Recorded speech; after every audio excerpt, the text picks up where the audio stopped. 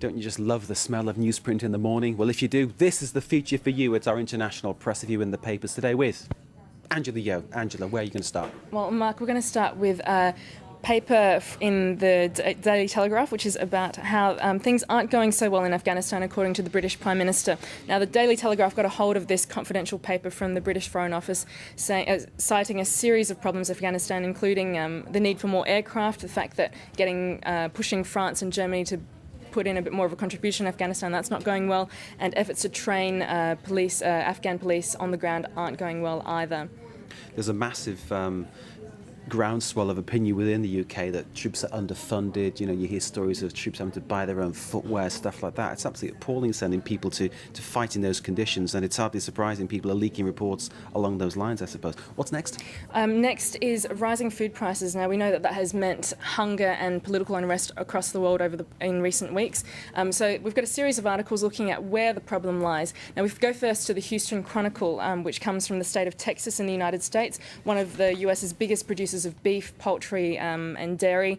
And now the governor there wants the government to relax rules requiring state governments to use a certain amount of ethanol in the nation's fuel supply, arguing that ethanol, which is a petrol alternative, is pushing up food prices. Now, that argument is cause for much debate, and this article concludes that studies show it's more rising oil prices that are to blame, and that maybe the farm lobby is sort of trying to get the governor to say, well, you know, let's have a little bit less ethanol and we'll focus more on producing corn, and that should help with the prices that have been going up. It's interesting, ethanol getting a kicking from a number of sources on that one, because obviously large parts of Brazil sort of converted to make ethanol as well. So again, they say that's contributing to the shortages. Carry on, what else have you got? Well, in the International Tribune it says that, well, yes, oil prices are partly to blame, as well as bad weather, but what's really to blame is the lack of trade. Now, it talks about trade restrictions that have been skewing the market. For example, if we take the example of rice, there are restrictions on rice-producing countries, which include Vietnam, Indonesia, China, Cambodia, Egypt. And the thing is that because of these restrictions on these countries exporting rice, there's less incentive for them to produce more rice. It's not that they're keeping rice for their own consumers. And meanwhile, rich countries, according to this article, are also to blame for subsidising their own rice farmers, and that rice is too expensive for the poor to afford to feed themselves.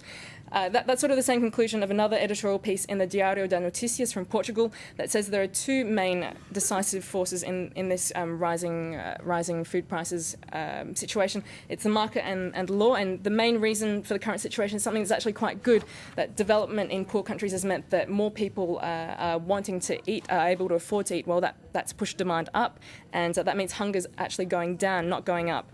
And the fact that food prices are high now means that activists are saying, well, we need to fight for the cause of poor consumers, whereas not that long ago when food prices were lower, they were perhaps saying that, well, we need to fight for poor farmers who aren't getting enough money for Clearly something needs to be done, because obviously people struggling to feed themselves.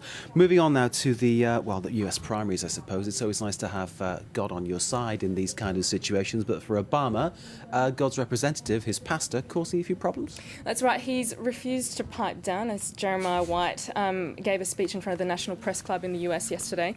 And but the thing is that his recent tour of the US media seems to have sort of shattered some of the mystery around him. Most people have gotten impressions of him from little clips on the website YouTube, and to get a bigger picture of the man, the New York Times here characterises him as the compelling but slightly wacky uncle who unsettles strangers but really just craves attention. And he basically saying that he doesn't hate America. I mean, he's been gotten into a lot of trouble for his anti-America statements, but it's much more that he loves the sound of his own voice. Nicely rounded up. Angela Yeo there with our international press view, watching France 24. Stay with us.